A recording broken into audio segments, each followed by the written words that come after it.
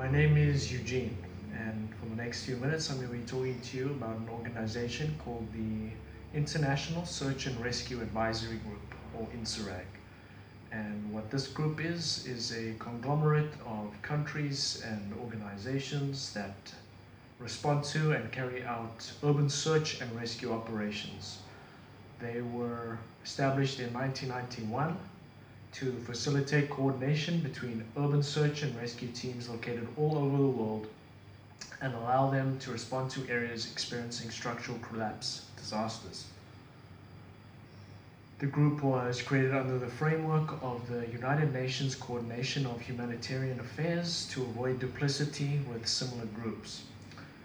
Essentially, they're a group of urban search and rescue teams, some affiliated with the government apparatus and some not, that respond internationally to urban disasters. The mandate of the organization, they are bound by the United Nations General Assembly resolution governing the coordination of international urban search and rescue operations. As such, they are mandated to render emergency preparedness and response activities more effective and thereby saving more lives. They need to improve efficiency and cooperation among international urban search and rescue teams that are working in collapsed structures at a disaster site. They need to promote activities designed to improve search and rescue preparedness in disaster-prone countries.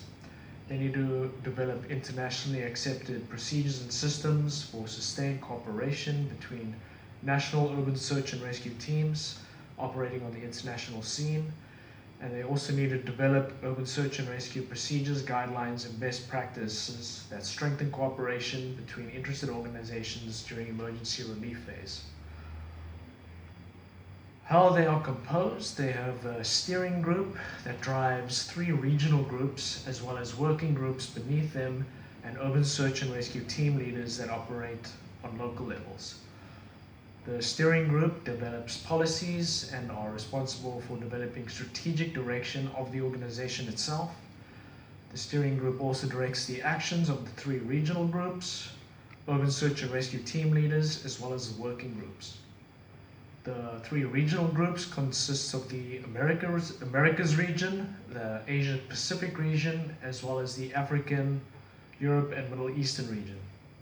And these 3 regional groups meet once a year to discuss measures that can be implemented to strengthen disaster preparedness locally as well as globally. They also carry out the demands of the steering group at the local level. The working groups are deployed at the command of the steering group or the regional groups to execute or develop strategies to tackle specific problems that have been found at the local level. The urban search and rescue team leaders are practitioners who respond at the ground level to structural collapse disasters. The response cycle of an Insarag incident, the international incident response, is a phase-based system guided by preparedness, mobilization, operations, demobilization, and post-mission affairs. The preparedness phase occurs between disasters and involves training, upgrading operating procedures, and logistical work to improve the response in anticipation of the next disaster. After that, there is mobilization after a disaster, where the urban search and rescue teams internationally descend upon an affected region and prepare to execute urban search and rescue operations. There's then the operational phase, where the actual performance of urban search and rescue takes place in the affected region by Insarag teams. After that comes demobilization, where teams cease operations and begin departing the affected region. After demobilization, there is post-mission, where there are reports and after-action reviews conducted by these urban search and rescue teams to begin preparation for the preparedness phase once again, based on the operations that were conducted during the previous disaster. The classification of Insarag teams are coordinated according to the size of the teams required at disasters. So there are light teams consisting of 10 to 20 members. These operations are not recommended for international teams, and it's more likely that these are sourced from local urban search and rescue teams. There are medium teams consisting of 30 to 60 equipped and trained professionals that can carry up to 30 tons of equipment, but these teams typically can't sustain operations round the clock on 24-hour cycles. Then you get heavy teams consisting of 60 to 150 plus members that carry up to 60 tons of equipment, and they can execute 24-hour cycles round the clock of urban search and rescue operations. Then there's the OCHA and the UNDAC and the LIMA. The OCHA is the Chief Secretariat of Insarag operations and coordinates their international operations and provides assistance to affected countries over and above the country's own surge capacity.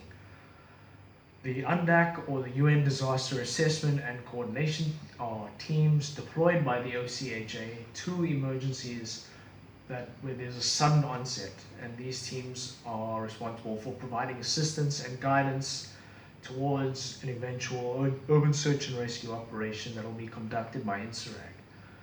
They have standby capacity worldwide, and they can deploy usually within 12 to 24 hours. They assist the local emergency management authorities free of charge to the recipient country or affected region. Insarag in South Africa. As a signatory of the United Nations, South Africa is able to activate the services of Insarag through its National Disaster Management Center, which also acts as the local focal point for regional urban search and rescue activities. Reports directly to Insarag on the country's level of preparedness for disaster and represents the region at whatever Insarag meetings need to take place. Local urban search and rescue operations are guided by the principles laid out in the Insarag guidelines. As of 2017, Urban Search and Rescue South Africa earned classification as a medium urban search and rescue team by demonstrating their capabilities during a 36-hour team exercise. And with that, now you know just about everything you need to know about Insarag. Thank you.